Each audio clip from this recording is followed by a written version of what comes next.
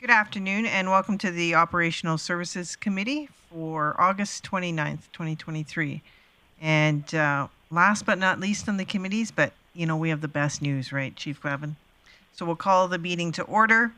We don't have any delegations at this point, and we'll go right into 3.1, Service Area Update with Chief Glavin. Thank you, Chair Bosch. We do have some good news this week. We aren't anticipating any of our capital projects to not be completed this year, so we'll call that good news. Recently, a couple of highlights anyways. 84th Avenue was recently completed with that rehabilitation, and that is open to traffic again. The final lift of asphalt is underway for 116th Avenue. We expect to have traffic back on both directions, hopefully by the end of the weekend. There'll still be some lane closures for line painting and landscaping, but that project's close to a month ahead of schedule, so that is positive.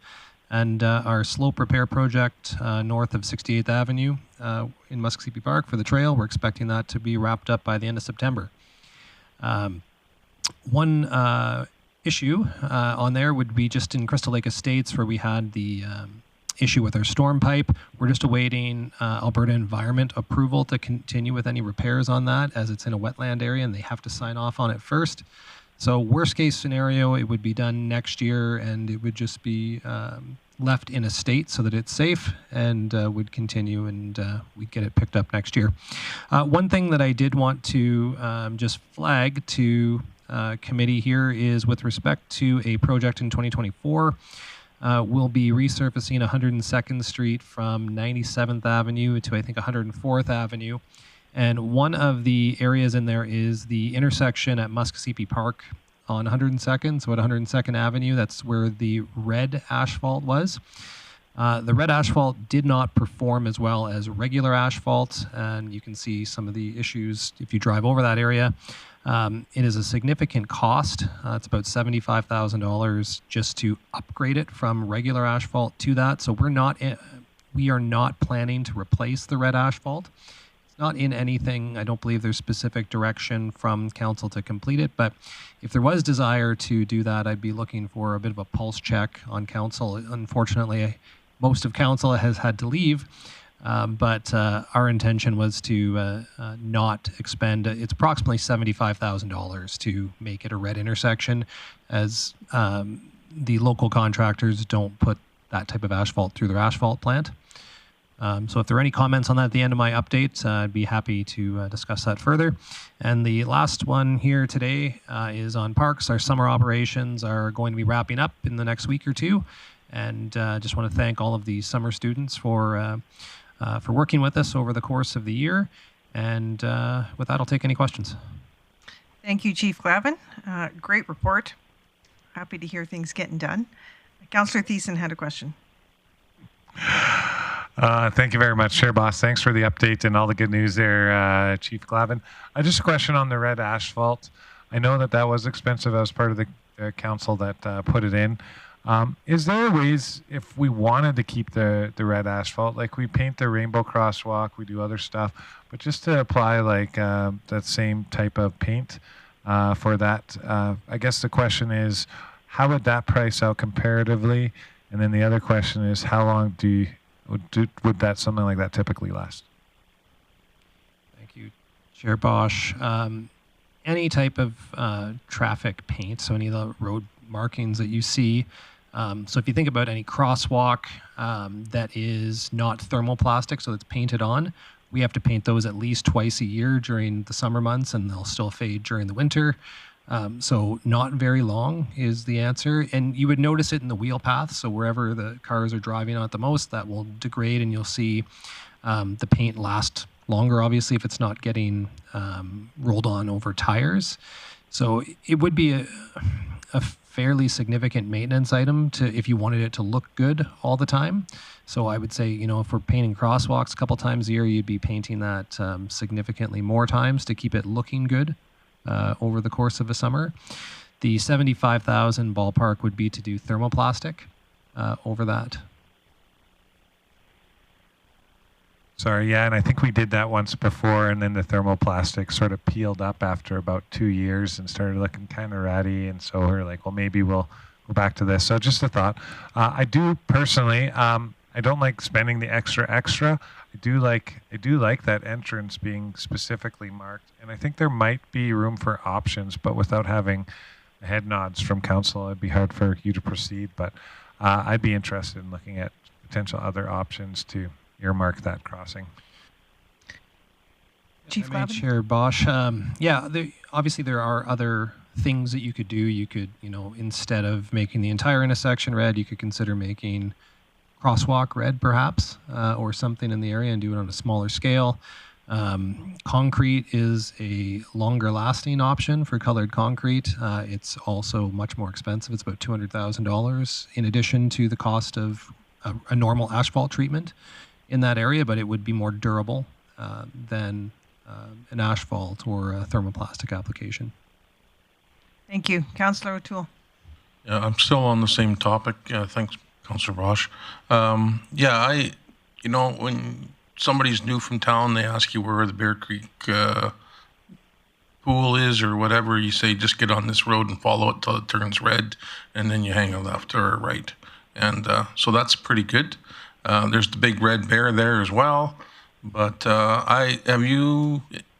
your department have talked about any ideas as well, or other than just either going back to what it was and repaving it, or is there anything else that slid out that you may want to bring up? Thank you, Chair Bosch. Really, at the end of the day, the options for this one are either continue with status quo when you pave it, and you use some sort of coloring material to change the color. And other options would be perhaps increase signage to get people there. But as far as coloring the pavement itself, there's not a lot of other options. It's either paint, thermoplastic, colored concrete. Thank you, Chief Glavin. I just have a quick comment. With the recent installation of the rapid flashing lights there, I feel pretty good about, one would be a public safety issue in regards to people going to the park. So having those rapid lights there, I feel much more comfortable with that. If it's not red, it's not red. And maybe it's going to be, I don't know, I don't have any trouble noticing it with the lights and the sign. If we want to get some lighting in the bear, in that sign in the future, or there's grants to do something in the future, that's fine. But I'm good with just not painting it red and having it look shabby. Anybody else? Councillor Berg. Yeah, thank you, Chair Bosch. Just looking on Google Earth, I see 4 light standards there, along with signage to indicate it's Bear Creek. So, not sure if it's an option, but flags maybe on some light posts might replace the concrete or the asphalt. Just throwing stuff out. So you've got two who think that, ideas. And so we have some ideas, or, we don't need the red and just clean it up. Go ahead, Councillor Thiessen. Well, thank you. I said no. There's 3 people, probably more with ideas here. And we don't have to do anything big. I like the idea of the flags. That's about a cost of, let's say, 1/20th of what it would cost to do the 75,000 treatment there. Another thing, we could think about how we line the crosswalks differently too. So I'm not sure if we have to keep the standard yellow, but I have seen in other communities in the United States that when they get to school zones, they change all their thermoplastic road lines to yellow and green in park areas. So if we wanted to do that, or if it was possible for us to do that with Traffic Safety Act, those are just some ideas. And yeah, I'm okay with it going back and finding other ways to get people to the park. Chief Glavin, do you need anything more? Did you have a question? I don't have that. Oh, Councillor O'Toole. Right beside you. Is it possible to put the banners across the street? Is that something that we can investigate? Thank you, Chair Bosch. I'm not sure. Typically, anytime you have anything overhanging the entirety of the street, depending on what it's made out of, it can be considered a bridge and be very expensive to do. We haven't looked at that as an option. Well, we've now discussed it. I know in the past when we've looked for the core, depending on truck routes and the height of potential signage, especially going over the street, that does create difficulties. So, yeah, I think it's a flag would be easier than over the top, but nonetheless, a good idea. Can we move on to 3.2? And Chief Glavin, could you introduce the water fill stations? Thank you, Chair Bosch. Today I have Case DeVries, our Parks Director, and he'll take it from here. All right. Thank you, Chair Bosch. Here today to present the water fill stations report. This came out of a motion from committee in June to bring back a report indicating how many outdoor water fill stations there are within parks and trail corridors in the city. A water fill station is fairly self-explanatory. It's an access point for individuals to obtain potable water for consumption. There's two sort of broad categories of water fill stations. There are permanent stations that are integrated into the underground water infrastructure, and then there are temporary stations, which you can see affixed to the sides of fire hydrants, which is shown in attachment 2. Within the city of Grande Prairie, one new permanent water fill station is being installed near the South Bear Creek Dog Park. It's not yet operational, but is designed for filling water bottles and will also have a lower faucet for pets. Apart from this upcoming water fill station, there are no other permanent or temporary stations within parks and along corridors, trail corridors. However, of course, there are several facilities where park users can fill water. If we think about Ernie Radburn Pavilion, Center 2000, and the museum as well. Administration did check in with a few other municipalities regarding water fill stations: Edmonton, Calgary, Lethbridge, and Medicine Hat. Most well-known probably is Edmonton's program. In 2021, their Affordable Housing and Homelessness Group installed 5 temporary stations. And that was really a strategic response. I think we all remember the heat dome of 2021. So their primary objective there was to ensure the safety of vulnerable individuals during those periods of extreme heat. So with that quick summary, again, there is a single permanent water fill station in the process of installation, but apart from that, various facilities can provide individuals with water filling access during their operational hours. The recommendation from today's report is that the Operational Services Committee receive this report for information. Thank you for the report, Case. Is there, Councillor Berg, go ahead. Yeah, thank you, Chair Bosch. I was really impressed with the list available of places that they could get water. And one of the ones that I was actually specifically looking for were the Crystal Lake washrooms, because I have filled up a water bottle there because I'm aware that there's taps there. One of the things to consider, I guess, is actually added signage and awareness. So we need to create awareness because there are a list of 20-ish places where people could fill it up. Just people might be intimidated or just simply not know that they could fill up in those places. So, you know, somewhere near the entrance, if we were to put a water filling station inside or some type of signage to direct people. So I don't necessarily think we need to add, although I didn't plot out on a map high-use places, but that was a quick observation that I had, is I expected the list to be about 4 or 5, and it was over 20. So thank you for that comprehensive list, but as I said, I didn't map it out to see if there were any gaps. So thank you. Thank you, Councillor Berg. Councillor Bressie. Thank you, Chair Bosch. And really similar comment to that, I was surprised by how many places we had. And I know now that I see this list, they all make sense. But I think some of those, even if I was right beside them, it wouldn't have occurred to me to go in and ask if I could fill up my water if I was allowed to. So just the other idea I had is we might think about creating a web page that just has a list of where people can get water in the community. Because it is available. We just need to help people find that out. It's just an idea for you folks. Thank you, Councillor Thiessen.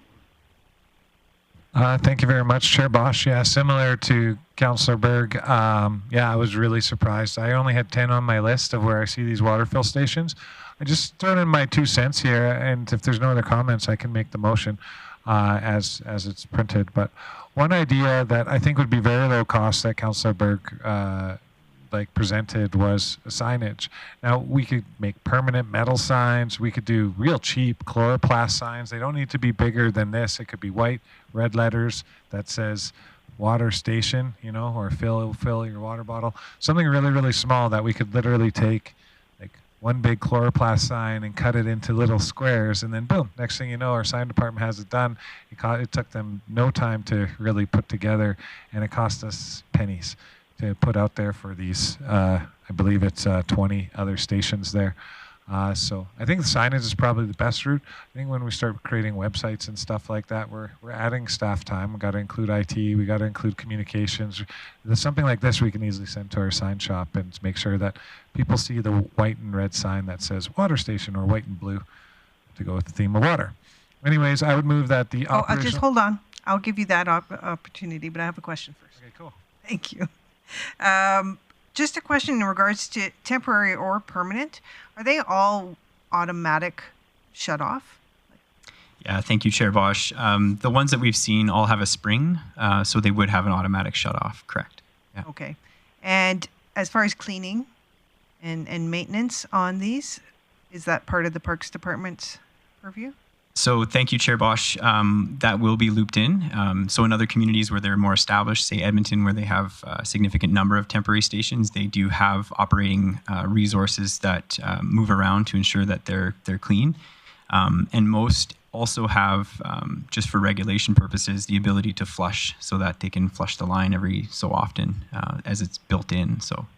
Perfect. Thank you. Councillor O'Toole had a question? Yeah, just one more while we're on this topic. There's no way that somebody could turn the tap on and walk away, like sort of a vandalism type thing. Yeah, thank you, through Chair Bosch. It's nice to have other communities already ahead a little bit because we can learn from that. So some have obviously moved to the spring-loaded tap, but also have put some coverings around the tap as well to try and prevent any tampering. So there are various different designs that do take into consideration potential vandalism. So just one more question. I see you've got this to just receive it for information. Would it be an advantage for us to take it to council? Are we ready to implement something? Does it have to go through budget first? Yeah, through Chair Bosch, there is an alternative in the report that does request some funding, so it would need a little bit of funding in order for us to start any type of a pilot program here in Grande Prairie, outside of, as already discussed, the options within facilities that currently exist.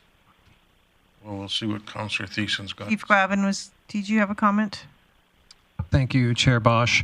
The only thing I would say is that we haven't received any demand for this coming directly through parks. And I don't know that Public and Protective Services has received. I understand that some councillors may have received some inquiries, but they haven't flowed through to us aside from the request for the information for this report. If it were, it would be the alternative, as Mr. DeVries has put out, would be to put it to capital budget, as our budgets are stretched this year for anything operational, if it was the desire of committee and council. Okay. I think where we're at right now, if we haven't had attention brought to this subject other than just this report, the signage is a really good idea. I think letting people know that we actually offer it and there's some awareness there should clear up any misconceptions that we don't have anything available. And if there needs to be more done, then we can look at that through budget. Councillor Bressy. This might actually be a question for Councillor Bosch if administration doesn't know it, but I heard that we had a few fire hydrant fill stations at Street Performers Festival. Where did those come from? Those were just spray nozzles that were, yeah, a mister. They were just haphazardly made, but well done and used year after year so that people could go under the mist, and they're taken down, after the weekend. Because I know for me personally, I don't have a lot of appetite to go spend a whole bunch of money on permanent fill stations in the community, but I would have some appetite spending a few $1,000s to maybe get in a few fire hydrant sprayers and faucets that groups could access for events and large events. That's the only place in the community I ever personally have issues, is sometimes you've got events with thousands of people and it's hard to find water at those. I agree. There's only two, and when you have thousands of people, those two get used up pretty quickly. So I'd like to see more of those, but maybe that's just something we can talk about with parks and what that potentially could look like. As I don't think it'll be a huge cost, but I guess we'd have to have future discussions about that. I don't think we need a motion other than accept this for information unless somebody wants to add something to it. Okay, Councillor Thiessen. Yeah, thank you very much, Chair Bosch. Yeah, I think the direction, I see Mr. DeVries like furiously writing down like all the suggestions and stuff like that. I think our parks manager has heard loud and clear that signage is important, and there are cheap ways to do signage and there are expensive ways. Getting out of the gate on one of these suckers is probably important, especially when you look at the disparity between the costs, with Calgary spending $15,000 per water station unit and Medicine Hat spending $2,000. So it's a great diversity. I'm glad I'm not Calgary in this regards.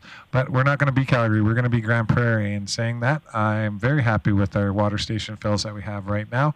And I would move that the Operational Services Committee receive the report for information. And I thank Mr. DeVries for coming in and presenting this today. Thank you, Councillor Thiessen. That's in order. And we'll call the vote.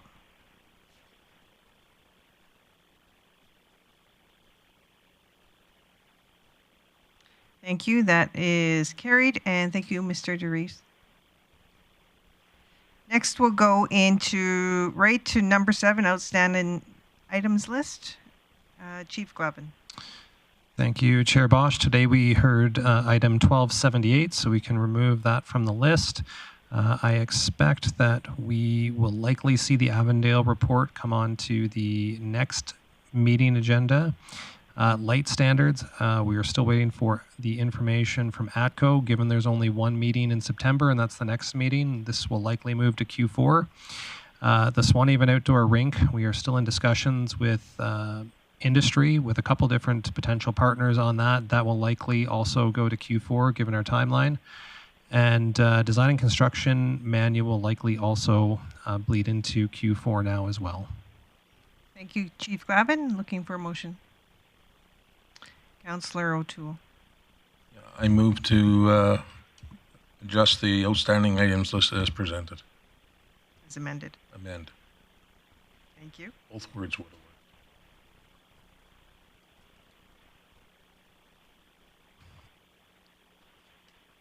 And that is carried. And with that, we will adjourn our Operational Services Committee.